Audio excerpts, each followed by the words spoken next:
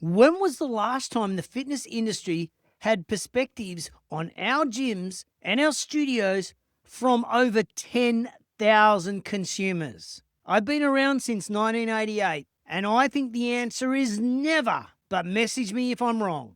Today, let's dive into what these consumers love about our clubs, our training programs, and our studios. You may just make some enhancements to your physical site, how you look after your team members, and or caring for your members. Welcome to the Fitness Business Podcast with your host, Justin Tamzett.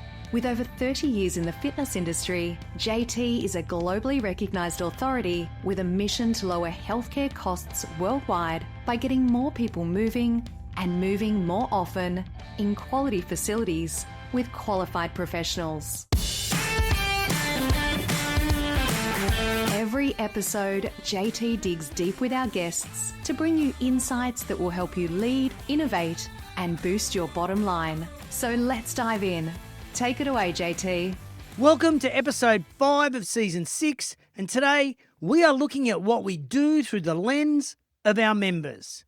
We all know strength training has gone mainstream, but 50% of aspiring lifters feel intimidated, and over half don't know where to start. Who knew that data? Younger members? Sure, they're craving intensity, variety, and social connection, but they're also saying fitness feels like a chore. 64% of people say the vibe influences whether they train or not. Who knew that? You're going to know all of this and more after we finish the interview with Ryan Hogan, the CEO of Les Mills Asia Pacific. In fact, if you're an FBP Insider, you can download the Les Mills Global Consumer Report from the Member Hub right now. You're also listening 1 week before the rest of the FBP community, so you can get a head start. And if you're not an FBP Insider, well, you can find out what you're missing out on with a free 7-day trial. Just go to fbpinsiders.fitnessbusinesspodcast.com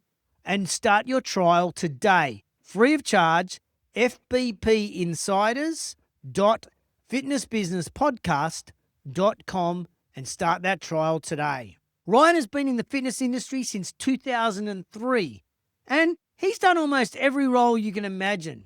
So his review of the Les Mills Global Fitness Report comes from expert eyes. Immediately after Ryan's interview, I'm going to tell you about our next episode where we dive deep into a report titled The Membership Divide. And to whet your appetite, 14% of never being a member of a club believe they are too out of shape to think about exercise. And that number is actually 20% of former members. In fact, 18% of former members don't even know where to start. Amazing data dropping in episode 6 of season 6. Now, we're going to hear from Ryan straight after this short break.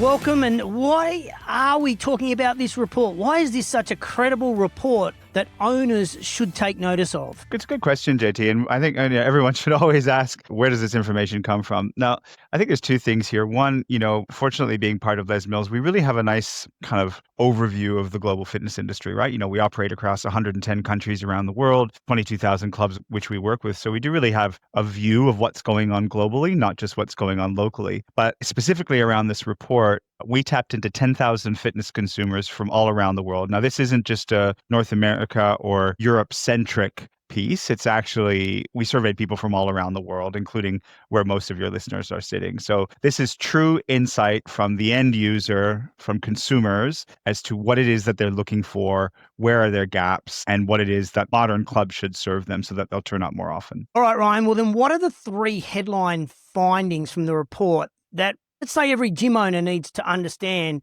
for the back end of 2026? The 3 things that stood out for me as far as like categories of insights that we gathered from this report is, the first one is averages out. And average across everything, across what the club looks like, feels like, the programs you offer, the services you deliver. Just being okay is not good enough for the modern consumer. The second is strength is here to stay. And I mean, this isn't going to be any surprise to any of your listeners that, strength training, strength is a category, whether it's in the studio, on the gym floor, anywhere, it's here to stay. but there's a confidence gap. People really want it. Our members want to engage in strength training, but a lot of them don't know how. Like more than half of them that we surveyed said, I want to do it, but I either don't know how or I'm not sure where to go next. And then the third was confirmation of what we've all known or heard anecdotally since the pandemic in particular, was that mental health and wellness are a really, really important part of the modern consumer's experience of where they want to spend their time, and that they actually feel better when they come to the gym. And that's important to them. It's not just about the aesthetics anymore. How do I look? But it's also about how do I feel? And that came out resounding. So those three categories were my top findings from this report. Was there anything in the report that actually really surprised you? You've been around a long time. Did you know all of this? Been around a long time. How long? I haven't been around that long. But I think it's always good to hear from the end user, and I work in an office. I don't work in a gym, and sometimes being a little bit removed from the end user is good. And then to hear from such a wide breadth of end users is really, really fascinating. Nothing blew me out of the water in the sense that I was like, oh my God, I was not expecting that. But the insights around the confidence gap in strength training, while it didn't surprise me, it was almost one of those kind of slap you across the face obvious, like, of course, actually the skill set of strength training, lifting a barbell, squatting, whatever it is that you want to do, that everyone is picking up off their TikTok or Instagram or wherever it is that people pick up their exercise advice these days. They want to do it. It looks really cool. My key influencers or my friends are doing it, but I don't know how. And so I come to the gym and I'm looking for that inspiration, but I still don't quite know how. And that's when you see, I think, anyone who's ever been on a gym floor would see a bunch of people wandering around doing who the hell knows what they're doing, or following some very basic program off an app, or even worse, off YouTube or something like that. But for the customer to recognize that, like for that not to be, hey, JT and Ryan are sitting here going, oh, you don't know what you're doing. But for the customer to say, I really want to do this, but I don't know how. If not a surprising insight, it was very powerful, I think, and also presents us with a massive opportunity, right? Because that's where we can come in and we can help. It's so interesting you say that. I was in a club in Dallas and they've got like every single piece of strength equipment you can imagine. And there was a couple working out and I'd never seen that machine before, and I was watching them and I said to them, I'm not staring, I'm just watching how you use that piece of equipment. They said, there are pieces of equipment in here that we've got no idea how to use. So we also stare at people. And I'm like, that's interesting. They're members, they want to use this equipment, yet they don't know how to use it. And so your report's actually confirming that experience that I had. It's not just, I want to know how to use the equipment. I want to get better. I want to get strong. I want to improve. The part of the report said 50% of aspiring lifters feel intimidated by the weights area of the gym. 54% of aspiring lifters don't know where to start. Where do I start? Day one, what's the first thing that I need to do? How do I pick up this barbell?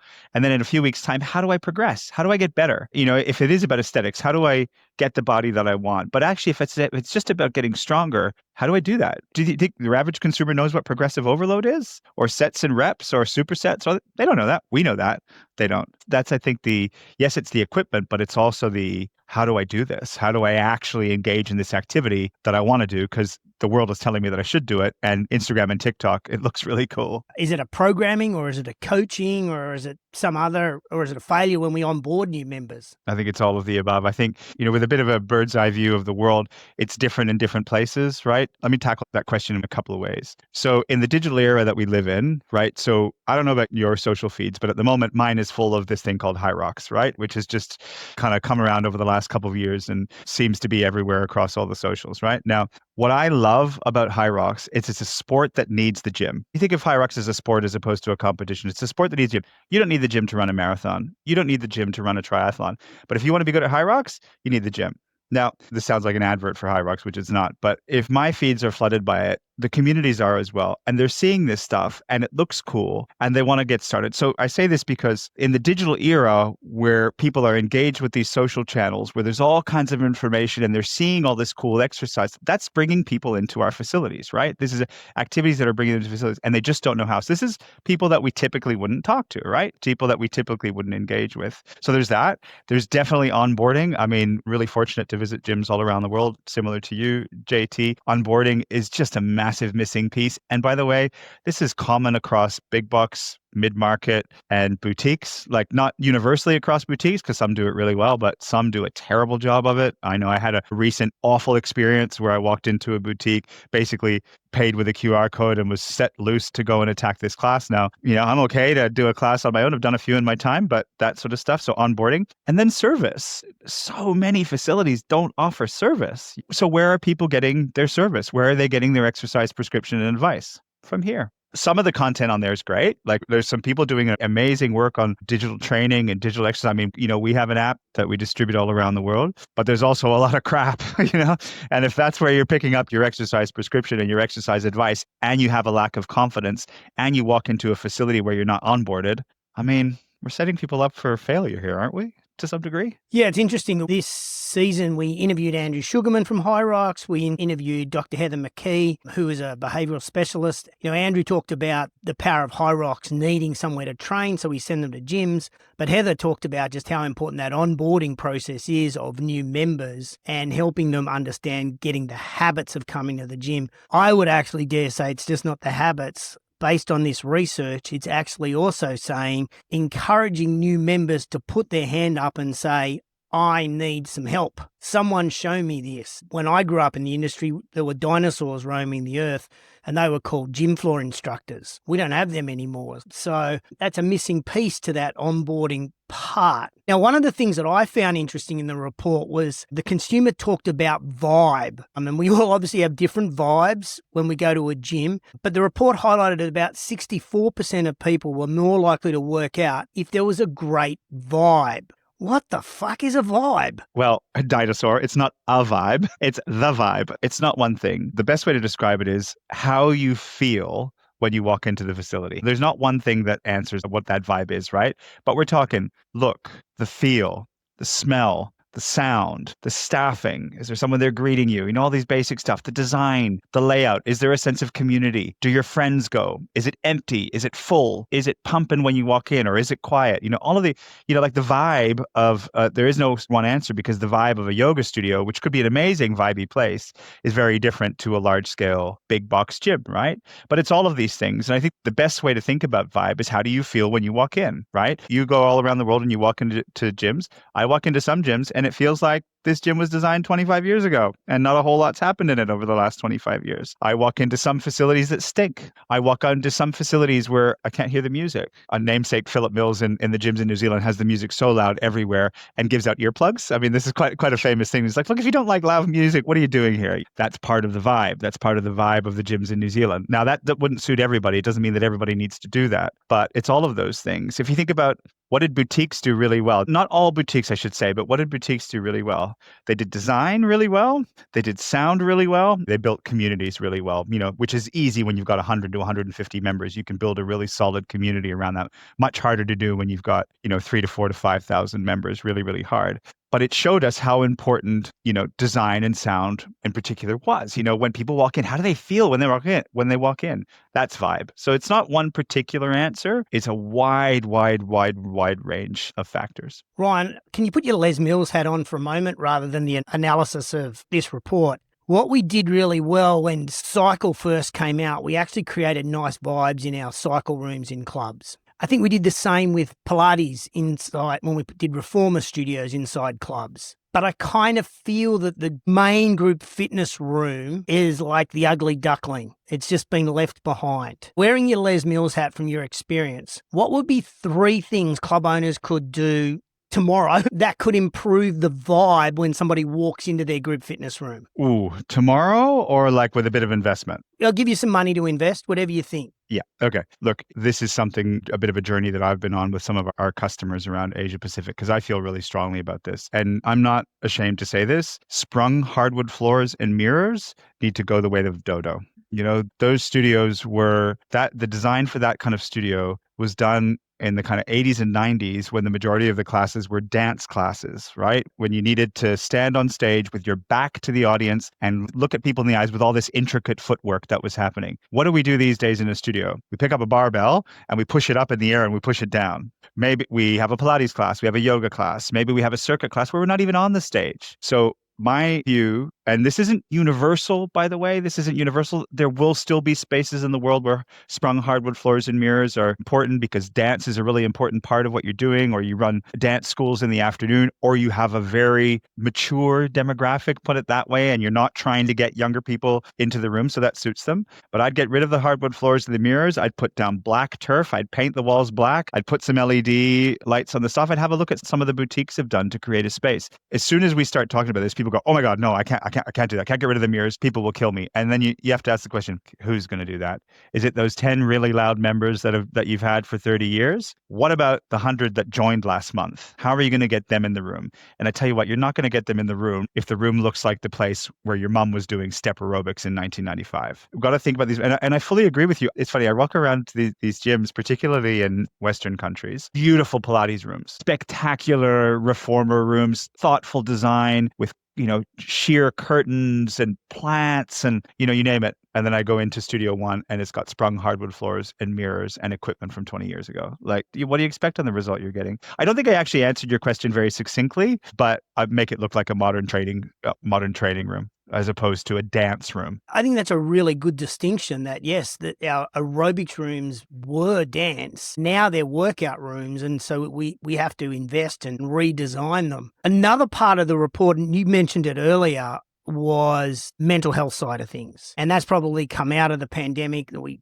try not to mention anymore. I think the report said it's up 29% since 2021. So is this an evolution or a revolution of why people are coming to gyms? I actually think, JT, I'm not sure it's a revolution or like a reincarnation of what it is that we do. I think it's actually just reaffirming one of the reasons why people come to us. Yes, people come to us for great equipment and facilities and community and vibe and all of that, but they also come to us to feel good. Exercising makes them feel good, right? But what is true is post-pandemic, the stats that you just quoted from the report just there speak to my mental health is more important to me than it used to be. I'm more aware that that's important in my day-to-day. And when I go to the gym, when I exercise, when I engage in the activities that they have there, I feel better. And that's important to me. So the opportunity for us is, how do we facilitate that? Like, how do we understand that our facilities, and again, I'm making sweeping statements. This isn't for everybody. There are gyms that are just for people to go and train, right? Fully, no problem. Like, that end of the market belongs there. But if we know that a significant number, high percentage of people that we surveyed said, going to the gym makes me feel good. So how do we enable that? And by the way, the answer to that is not necessarily cold plunges and saunas and recovery rooms and all of that. I mean, that's part of it. And for some that will work, and power to the people that will work for. But in others, it's just about, how do we enable people to feel good? What's our programming mix? Do we have a mind-body presence? What are we doing in the breathing and yoga and meditation space? But also, what are our interactions? What are our staff interactions with their members? How are we actually helping them feel good about what they do? And I think just understanding and appreciating that this is something that people want and they value from our services should give us a lens to which we can look through how we design our clubs, how we pick our programming, and where we invest in the future. There was another thing that really popped for me, Ryan, and it said that the consumers, there's an increasingly number saying that fitness feels like a chore. And I thought that was a really interesting word, chore. No one likes chores around the house. It's not an endearing word, is it? No, not at all. So what are we doing wrong? Are we missing out on the fun bit of what we're supposed to be doing? I think there's a number of ways you can tackle that question, right? Again, not to reference Philip Mills, the namesake of Les Mills, he talks about, we're not in the gym business, we're in the motivation business, right? People can exercise on their own. People can go to the beach and go for a run. They can buy barbells and put them in their garage, as many people did, right? Through the years of 2020 and 21. We're actually in the motivation business, and what people lack is motivation. And they come to us for many, many, many different reasons. They come through our doors for many, many, many, many different reasons. There's not one that you could pinpoint, but they stay if we can help them be motivated. And we help them stay motivated. We're in being in the motivation business in a number of different ways. What services do we offer? Assisted versus unassisted exercise. What tech do we provide? Because increasingly, tech is not going to replace the human experience, but tech-enabled human experiences is, I believe, where we're heading. And, what are we doing in that space? There's just so many things. The vibe, what is the vibe like? Because vibe is motivating. Are they given an opportunity to bring their friends or their family? Because we know when people bring their friends or their family, they're more likely to stay for longer. So I think the exercise as a chore thing, really comes down to in my view, education and onboarding. You brought up onboarding at the beginning of this call. Probably one of the most missed opportunities for long-term retention, a solid onboarding. And by the way, onboarding, I don't mean day one, because onboarding ain't day one, right? You would know this, the stat that it takes how many days before you actually create a habit? Is it something like 27 or 30 times you have to do something before, or is it more before it becomes embedded as a habit? Something like that. So onboarding is that, right? It's the first month. It's the first couple of months. It's probably the first 90 days. And I'm sure there's industry consultants who would have a formula for this, but that's where we get rid of the chore. And not everyone's going to want to do group fitness. Not everyone's going to want to do strength training on the gym floor. Not everyone's going to want to go to a cycle room, and not everyone's going to want to go to the pool. And that onboarding process should allow us as experts to help the person find what's not going to be a chore. So all of those things. But really, if I circle back to it, we're in the motivation business and we just need to help people get motivated. Yeah, I love that. That's really cool. I want to come back again to, if you missed the beginning of this interview, this is 10,000 consumers of our product. So this is not a supplier that's talking to gym owners or talking to staff or other suppliers. This is a study that's come directly from people that go to gyms. So all this data is extremely relevant for us when we're trying to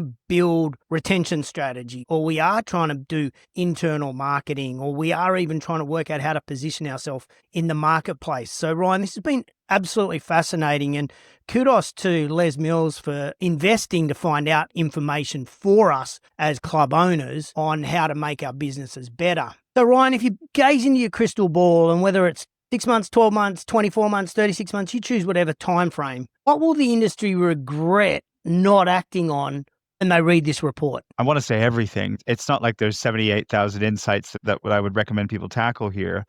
Should you be taking the confidence gap in strength training seriously? Yes, because I think it's a massive opportunity, particularly around the rise of hybrid training and the fact that people are coming into our clubs now saying, I want to do this thing and I need your services. But I don't know, that gap is really important. Should we be tackling how we make people feel with the wellness spaces and with the interactions that we have to tap into that powering positivity and wellness? Absolutely. Should we be thinking about tech-enabled human connections? Yes, we should. Should we be ripping out our sprung hardwood floors and mirrors and putting in athletic training zones? Yes, we should. And I say that every time I get an opportunity to do so. But if there was one thing that I think people could do is to invest in their people. Invest in the people that work with them. The leading gyms that I see around the world, and I suspect it would be the same for you with your travels, they have really good people that work for them. Really, really good people work for them. And that's from the front desk receptionist through to the gym instructor, through to the personal trainer, through to the cleaners, through to the group fitness instructor who greets them at the door on the way in, through everybody. They just have really great people. My fear is that in many places around the world, we've come to almost a transactional point with our staff. We don't pay very well, and we circulate through, so we underinvest, and they're going to get poached by the club down the road. And Gen Z are hard to work with. Gen Z aren't hard to work with. They just have different ideals of what work looks like. And if you can tap into that, there's some of the most incredible employees. I believe we've underinvested in our people in the industry over the last while. And if you think about the 4 core insights from this report that averages out strength training, wellness, and human-led coaching and connection, that can all be driven by your people. And in the era of AI, and of course I have to throw that buzzword out there because it's 2026 while we're talking, we have such an opportunity to create a place where people connect as the rest of their lives we get more disconnected. And I believe firmly that we're AI proof. I mean, the industry won't look the same in 10 years as it does now, just like the rest of the world won't look the same as it is in 10 years now. But I actually believe this could be our moment. In fact, it is our moment because people are going to crave human-to-human connections more than they ever have in this more increasing digital era. Now, if we want to be the best at delivering human-to-human connections, then we got to invest in the people that are delivering those connections. So if there's one thing across all of these insights, it's start reinvesting in your people. Love that insight, because for me, that also goes into that vibe thing. Your people create the vibe. The minute somebody walks into the club, the second they leave the club, and every millisecond in between, people are creating the vibe. Mate, absolutely fascinating. As I said, kudos to Les Mills for investing in this report and really diving into it. You did say it is a global report, so we are looking at people from all over the world that have contributed to that 10,000 member feedback. Congratulations, great report. We'll put a copy of that report in the show notes so that people can get access to that, and obviously then reach out to Les Mills because you guys have so many cool products. We are about to finish the interview, but before we do, can you give us a scoop on the Les Mills HYROX relationship? So look, the partnership is really a marriage of two awesome kind of fitness brands that are doing really cool things around the world. Without a doubt, HYROX has done some incredible work in the fitness race space, if you like, for want of a better term. And in fact, continues to evolve into more of a sport. And they've recognized that the gym industry is really, really important to their future success, right? As I said earlier, one of the few sports that actually needs the gym to be good at this sport. Through our network of over 22,000 gyms around the world, we're perfectly placed to be able to work with them to help, bring the sport of HYROX to life. And I think also what we do really well and have done for a long time is develop and train instructors and create programs that are sustainable and long-term. Body Pump's been running for 35 years, and the constant innovation and reinvention of it, the quarterly reinventions of it is something that is a key element to its success, in addition to all of the other programs that we create. So this program that we'll be co-creating with HYROX, it's called Les Mills Ceremony HYROX, is really bringing our two functional training classes together and then putting a little bit of a Les Mills twist in it, along with instructor development and training and coaching. And we believe that will create a program that can be put into a gym that will prepare people for the HYROX race. So it's a nice kind of blend of the two, and something that we think will be of real value for the fitness industry to be able to tap into the sport of HYROX, which, as we all would agree, I think is having a real moment right now. And I also actually believe it's not just a moment. It's going to be around for a while. They've really tapped into something, a hard but accessible race that, it's not one of these crazy races that only a small percentage of people can actually aspire to do. If you put in some training and you work at it for 3 to 4 months, your average person can do a HYROX race. I think it's absolutely fantastic for the fitness industry. I see it as a net positive. Yeah, no, that's great. And congratulations to Les Mills for working with HYROX to put that together. And that will be available globally. So you need to talk to your local Les Mills rep to find out about the Ceremony HYROX combo class that you can put into your clubs. As Andrew Sugarman said, every person who does HYROX needs a practice field, and those practice fields are gyms. Couldn't have said it better. As I said right up front, I'm not sure we've ever had such profound insights from consumers and how we can get better. Get yourself a copy of the Les Mills Global Fitness Report today from our Patreon page. Now, I want to give a shout out to some amazing Rex trusted suppliers who support us, and I really hope you support them. Thank you to ABC Fitness Solutions. They simplify operations, amplify marketing and sales efforts, and enable a dynamic member experience. Lionel University provides online degree and certificate programs in exercise science and fitness education. Atlantis Strength designs and manufactures professional strength equipment for gyms and athletes. And HireBob.ai provides AI employees for fitness businesses for sales, support, and retention. Their websites and their contact details are on the episode notes on your podcast platform today. I am loving all of the suggestions coming through for who and what topics you want for Season 7.